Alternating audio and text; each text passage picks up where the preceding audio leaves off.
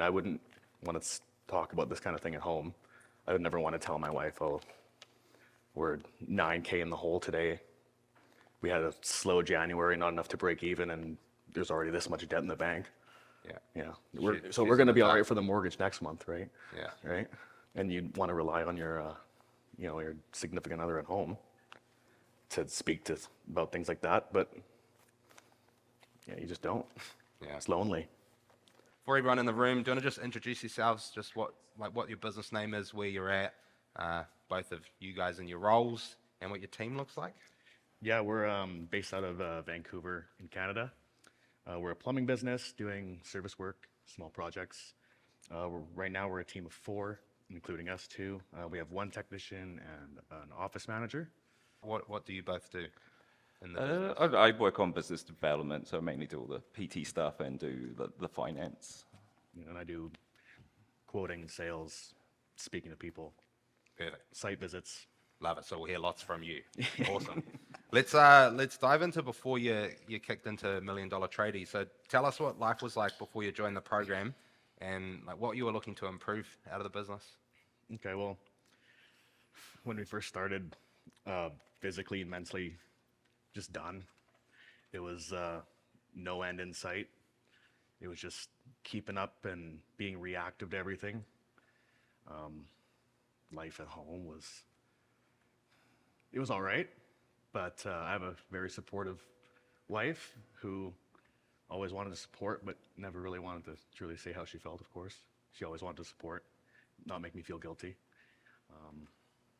I remember specifically one day being at the gym, and I'd like to go into the hot tub after a workout and just pretty much have an absolute panic attack in the hot tub because I had quotes to catch up on, and there was phone calls to make from 3 days ago, and it was just so overwhelming, and I couldn't get out of this friggin' hot tub. Yeah. And it was just brutal. Yeah, I was just done. What do you reckon about that day made you get to that point? I think just such a buildup of knowing that had no end in sight. There was no structure. There was no systems. We both had roles at that time, but we were always being reactive with like, oh, I can help you out if you need help. Oh, if Nick had an invoice that needed to be sent and he had a lot going on that night, I'd say, oh, I'll send that invoice for you. So it wasn't defined, right? It's a terrible spot to be in. It was horrible. And I never thought you could actually feel stuck in a hot tub. That was a weird feeling. Normally you go in there to feel nice. So, yeah, that was me. What about you, Nick? Yes, similar. I was mentally done, just like with what had going on in the business, just no direction, like trying to catch up on invoicing, AR behind. Also, just in my personal life as well, had some hardship that happened 2 years in a row between myself and my wife. So, that was I was on breaking point, to be honest. I thought I was going to get sent to a funny farm. I just was going to pop just from the stress. What was the actual like cash flow looking like, and workflow and time? Like, how was that at that point? Yeah, our sale, it was January as well. We joined in February, I think it was, for PT. But yeah, January was just dead. The phone wasn't ringing, just no leads. And then the other thing as well, I thought I'd try and save some money and pay for the annual subscription for our CRM, which was like $4,000. And then like a couple of days later, we had we leased 2 vehicles at the time, and they were only 2 years old. And we got hit with we serviced them, and we got hit with $9K worth of repairs. So we're just like on breaking point, really. Yeah. You think it's done. You're like, how the hell are we coming out of this? How was all of this? Like you've alluded to it a bit here. How was all of this going for you in terms of relationships between you two, relationships outside of the business? I think it was always okay between Nick and I. We always found ourselves being accountable. We knew where we may have messed up or what we needed to fix at the time, but I think it was definitely a lot more at home. I mean, I wouldn't want to talk about this kind of thing at home. I would never want to tell my wife, oh, we're 9K in the hole today. We had a slow January, not enough to break even, and there's already this much debt in the bank. Yeah. We're She's going in to the be all dark. right for the mortgage next month, right? Yeah. Right? So, yeah, that was brutal. How'd it feel for you, man? Like keeping her out of that sort of knowledge? I felt like I didn't have anybody to talk to about it. I could talk to Nick about it, but you can only talk about that to the same person for so long. And you want to rely on your, your significant other at home to speak to about things like that. But yeah, you just don't. Yeah. It's lonely. Since jumping on, since making some progress, like walk us through what have been the biggest changes you've made? I think start off the first domino, the biggest change. I mean, we've got a lot here, but the biggest change to start off was introducing core values to the business. What we saw the business as, the reason why we started the business, and what we saw the future looking like, and what it truly meant for us. I think just is a lot more of a clear picture of why we did this, Great. right? And what we wanted the business to align with everybody else that was going to be part of it. We built them out with our technician, so we got his input on them, which was, that was huge. Just seeing what things meant to him, and just not words. And then, we got those together, and then we created, the meat on the bones, which made it even better. Because we'd previously done it before, and it was just, these are just words. And we also didn't want it to sound corporate, so we kind of built that between the three of us. Yeah.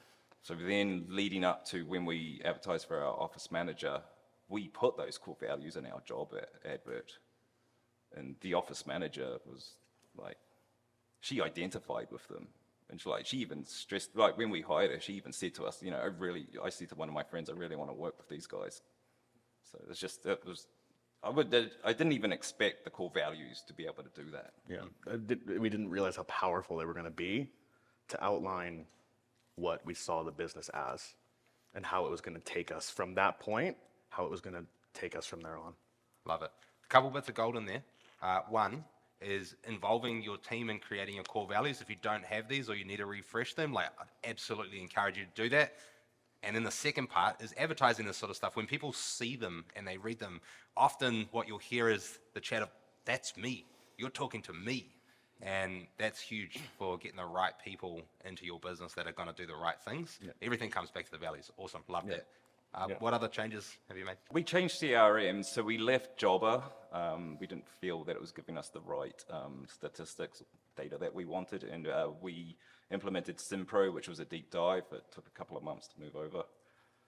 But it's proving to be a massive change. Killer. Nice. And then also hiring the admin person, like, kick yourself why you don't do certain things sooner, right? It's like, God, she's unreal. Like, as soon as we hired her, we got her, because we let slip with our AR a little bit again. And first thing I did in the first week was I made her watch Jeff's AR video in the PT portal, and I got her to build out the AR. And then within 2 weeks, she got it down. She got 20 grand recovered.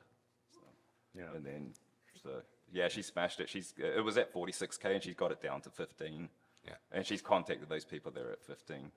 So, And now she's even taken that now further and structured it now to where she has days set that she's doing AR. She's calling people and, hey, your invoice is due tomorrow. That's your money, man. Yeah. We're not your bank. Like it. So yeah, that's plus she's answering the phones. That's what I was doing. I was answering the phones, scheduling, making sure everybody was set. I'd be in the middle of unplugging somebody's toilet, and somebody's calling me asking where the quote was that they had asked for a week ago. Meanwhile, I'm trying to schedule the other technician to go to a job where there's something's flooding, and I'm still trying to unplug this freaking toilet. The old split focus really coming in hot there. Yeah. Nice. Love it. Any other big changes that you made, guys? Knowing your numbers, and I mean like knowing kind of all the numbers in your business, not, I know it's your back costing and your monthly P&Ls, but I would go probably much further than that. Like, know how many leads you're getting in each month, how many you're converting. The same for your quotes. Obviously, you have GP targets set. So we aim for every service job, we aim for 60%, and because we do small projects, we do like 40% on those. And then, so that typically gives us a monthly GP of 65%. So just like knowing those numbers is also, and also knowing your average ticket sale. Boom. Love it. Why is it so important to know your numbers for you? Because then you can move into, say, like pre-planning your vision board and what you want to achieve for the year. And so then you can look at like how you want to grow. So for instance, our goal is, we want to have 6 technicians in the field, and that's like a revenue of 1.8 million and worked out to be. And then you can work your way backwards from that.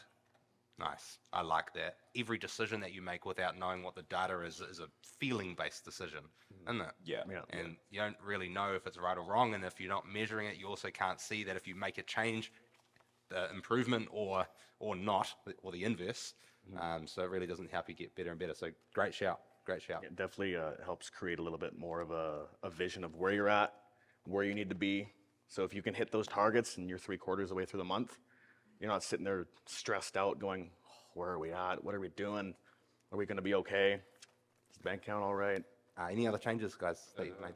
Separation of work and home life. So one of the first things we did was we rented like a storage space, which has got electricity. It's got a little bit of heat, but we don't make our office manager come there because it can be a little chilly in the winter. So she's in a hybrid role. Yeah, that was massive. Like we go there and we do office work there, and somewhere to put all our drain equipment. But it's just, and then going home and just not having, I got to do invoicing and stuff like this at home, right? And You can separate that was huge. way better. So what did it do after you made the shift? You obviously are switching off a little bit more, it sounds like. But like, how did that shift things for you both, just having that separation? Just being present Yeah. with the family. Yeah. I've got a 5-year-old and she just wants to play. Oh, I want to play, right? And you can't do that if you're like mucking around and trying to do invoicing, right? Oh, I've got to go and quickly do some invoicing for an hour, and it turns into 3 hours or whatever, right? So it's just, you're being present. Yeah, not getting home at 6 p.m., having to make sure that now you're doing paperwork for the next 3 hours, making sure everybody's set up for the next day. That's already done. I can look at my schedule at the end of every day. Our admin sends out a text. This is what you guys are doing tomorrow. Make sure you're prepped and ready. And I don't have to do that anymore. And I mean, we have an 18-month-old, and I was always worried that I'd never be able to be fully present, and I'd be one of those people that, I never got to be there watching my son grow up. And I really feel like I was been able to be part of that a lot sooner than I expected. Dude, that's awesome. Yeah. Good man. And then last, I think also implementing weekly 20s, being strict with weekly 20s with the team. Yeah? Yeah. Oh, yeah. Do you want to just tell everyone what a 20 is, just in case anyone doesn't know? Well, basically once a week, and we're strict about it. Meet up with, Nick and I will meet up for 20 minutes where we'll talk about what's happening in the business. With our tech, how is he feeling? Is there anything we can do to help? Does he need an hour to clean his van? Setting goals with our tech. Like something simple as like, he wanted to go up to his cabin to bring home stuff for the summer because he had it all stored up there.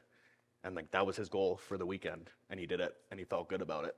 And just recognizing the small wins, the 1% of things, that feels good.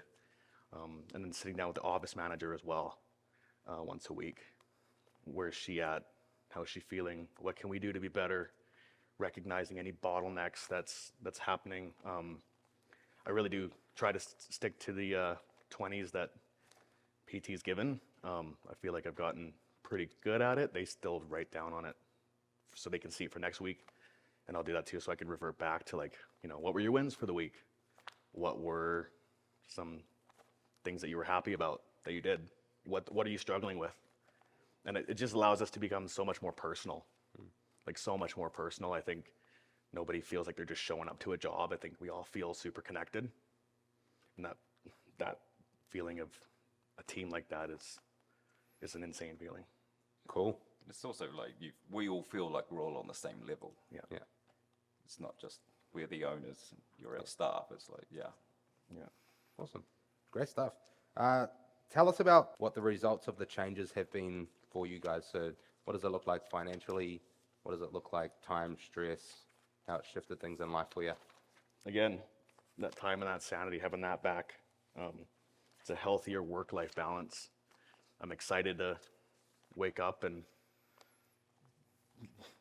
go to work, I guess you want to call it. I think being able to focus so much more on like my role. I'm in a BNI. Is anyone in BNI? No? What does BNI stand for? It's a Business Networking International. And it takes up a lot of time, but you get a lot out of it. It's all about giver's gain. The more you give, the more you get. And it's become a big part of my life. Awesome. With meeting people. So having lots more time to do that, so much more time to quote, being able to follow up with leads, quotes, jobs, invoices, always follow up on everything. Whether it's a lead or it's an invoice, always call the client. How'd that job go? Was that good? Anything you would have wanted to see different? Right? I like that. Always follow up on everything. Everything. Nice. Every stage gets a follow-up, and I have time to do that. So, Good. yeah. Amazing. What sort of mindset shifts have you had to make to be able to start doing the things that you needed to do, make the changes, get the results? Celebrating the 1%. Yeah. You know, I think it's very easy to look at the things you don't have, but look at the things that you did do, and just put in that 1%. Like, if you're building a new website, don't say, "Oh, I'll do that tomorrow." Just even if it's one sentence of one thing that you're going to be putting on that website, just write it down quick in a journal or something. Just put in that 1%, and be excited to fail. Be really excited to fail because you're not going to know what's wrong until you do it wrong. And once you do it wrong, then you can change it and do it right the next time. You're not going to, you can't get mad at somebody for trying. So if a technician does something wrong on a job, I'm not going to sit there and get pissed about it. Like, okay, where did you feel like you screwed up? And I think doing those 20s has allowed us to open up, and he can admit when he has screwed up. And I'm hoping now that as we bring on more people, that's also going to move into that. I think it will. Killer shift. Nice.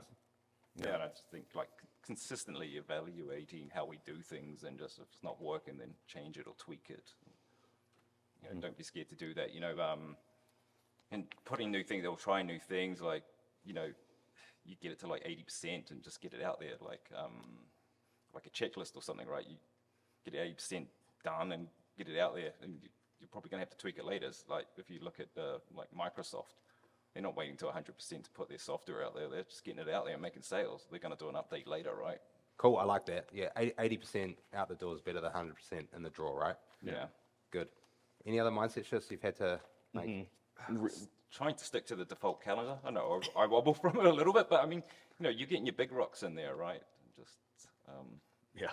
like your vacations and that, and even your boot camps, like what we did, we penciled out. Oh, okay, we're coming to San Antonio. We're going to Austin for 2 days before. Yeah. So that was a huge win for us to just leave the business, Yeah, that was go insane. away. And it's been fun. What advice would you give to someone who's like really struggling to commit to their default calendar? You've just have to block out time. Yeah. Put it in there, like focus on the main task that you need to do, or do a task analysis first, and then work out what you need to delegate and get your big rocks in there. But like straight away, like get your vacation in there. That's the first thing I did when we joined PT, and I'm in with Dwayne doing the onboarding, and I just went to my Carla. All right, let's book a vacation. Let's get Disneyland in there instead of talking about it. And we went and booked it, right? Yeah. And then it happened. Yeah. Book it, block it, make it happen. Awesome. Last mindset would be the culture and alignment with everybody. I think having these, going back to the core values, you have these core values where you can relate or bring these to who you work with. So even clients, learning to say no to clients because they don't match your beliefs. That's massive. And by doing that, you're not dreading talking to somebody, about, oh, they're going to try to windle you down on a price, or,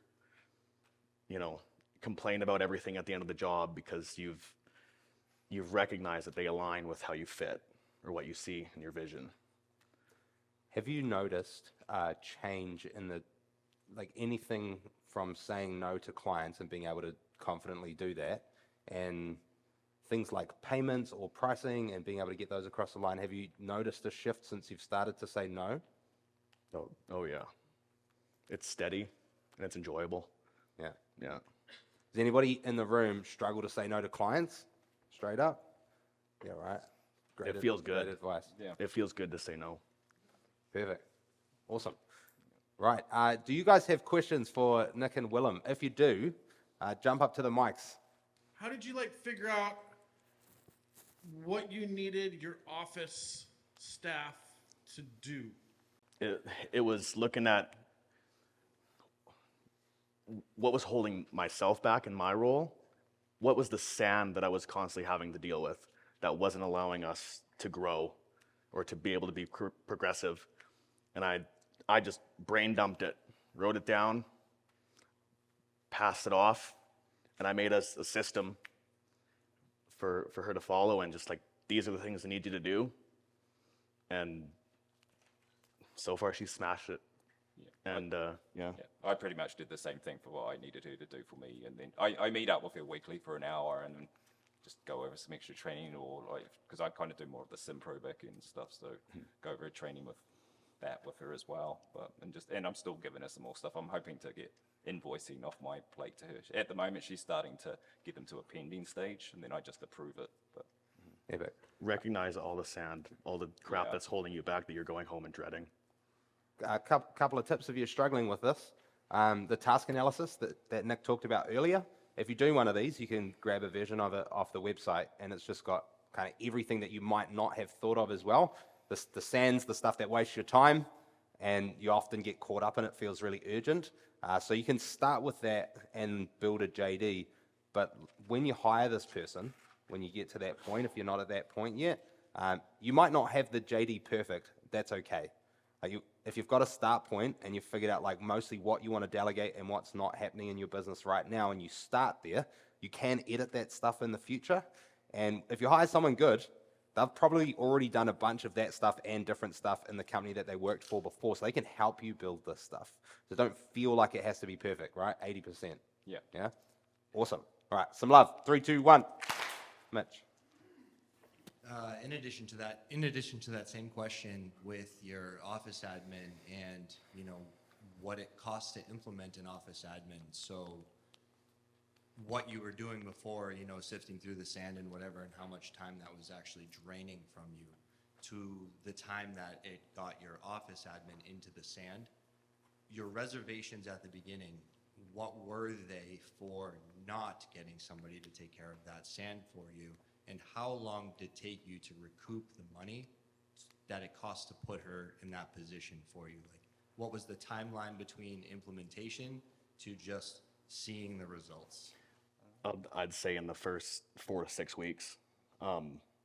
She came on end of February, and then March was a record month for us because I think I quoted more jobs in March than I did in the last 6 months, just because I had the time, and I was able to be personal with everybody that was wanting the quotes, put more time into the quotes, doing the site visits, and then being organized. I'll be super organized with my quotes, and then yeah. We also forecast what we needed to hit for a target. Yeah. So we worked out our break even, and we worked out what we needed to make profit with. Like, we were aiming for 15%. So we did 16%.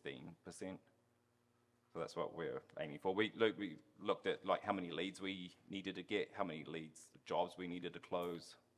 So we were just above that. Yeah.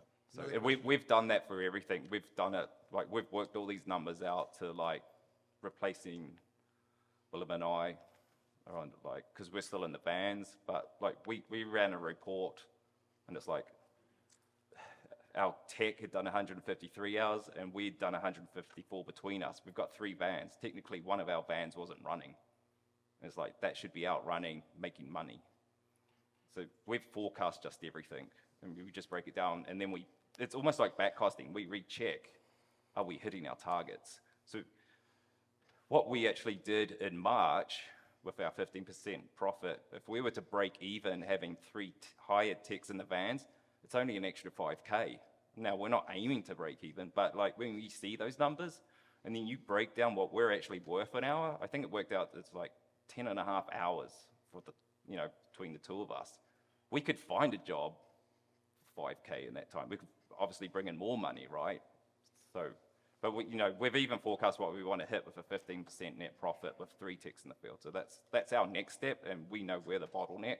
So we've got to get off the tools, and we're currently hiring. We're currently hiring for 1 tech, but we're going to try and hire for 2 techs. Yeah, you kind of answered my next question with that too, is like with the space that the office admin has provided you, where are you going to go next, and how do you feel like this PT process is supporting you in that, pathway to figure out what the next step actually is? And do you think that where you're at right now, sustainably, another technician, or, you forecast your numbers, so you pretty much answered the question prior to it? Yeah, we know like we'll focus on sales and networking, probably, and operations manager full time. I'll step into an estimating role. That was my question. And yeah, and then it's just we'll build up to like 6 techs, and I guess once we get up to 6 techs, it's then looking at, okay, where do we go from here? Where do Willem and I move to after that? So that will be the next kind of step we're forecasting. Not trying to put the horse before the cart. I'm sure there's going to be a few bumps in the road. There's going to be some systems and processes that we have to implement. Yeah, sure. But Good like, job, if you guys. pre-plan your year out and go, yeah, I want to be this and doing this revenue, and work backwards, it gives us such a clear mind and the next steps of where we're going to. Yeah. Cool. Thank you, guys. Great. Some love for Mitch. 3, 2, 1. Do we have any Onnies with questions? Yeah, our first question comes from Joe. What's up, guys? What's going on, buddy? Yeah, been a while since I've seen you guys, but really happy for your guys' growth. We're in the same area. Question for you. What is your system and processes for hiring a new tech? And where do you post your job ads, or how do you find them? We follow the 11-step hiring process, which we did for our office manager. And then, so at the moment, we kind of just started advertising on Indeed and Craigslist, but we only had a little bit of response. So we got to tackle this. We want to start doing advertising on social media. So that's the next step when we get back from here, is to create ads for Having having your core values in your ad. yeah, Too. just having our core values in our Make sure ads those just are in there. seem to be really huge from the response that we got. Because when we advertised for our office manager, I think we had over 100. We had 122 applications. Yeah, in 2 weeks. Yeah, it was overwhelming, but it was cool. Cool. Awesome. All right. Some love. 3, 2, 1. There's one more. Yeah, and I've got one from Alfredo. Just a question. I took a lot of notes when you guys were talking, and you guys talked about knowing your numbers. Walk us through some of the steps that you guys took and how profitable Tradie helped you guys realize the numbers and the KPIs that you guys should be tracking.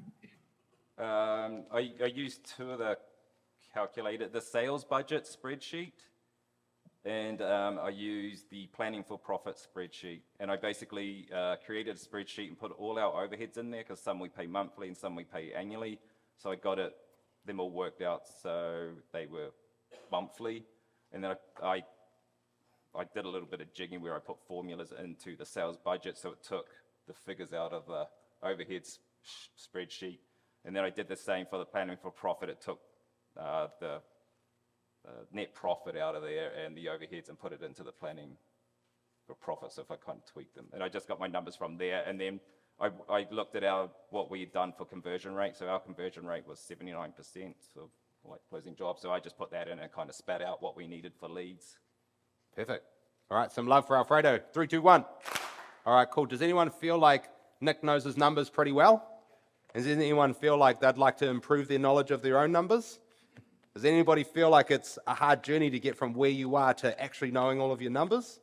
All right, sweet. Well, if you want any tips, Nick's got it covered, and he'll help you get there, right? But this is one of those things where you really need to know your numbers, forecasting that out and knowing exactly how long it's going to take you to be able to reclaim the money after making the investment.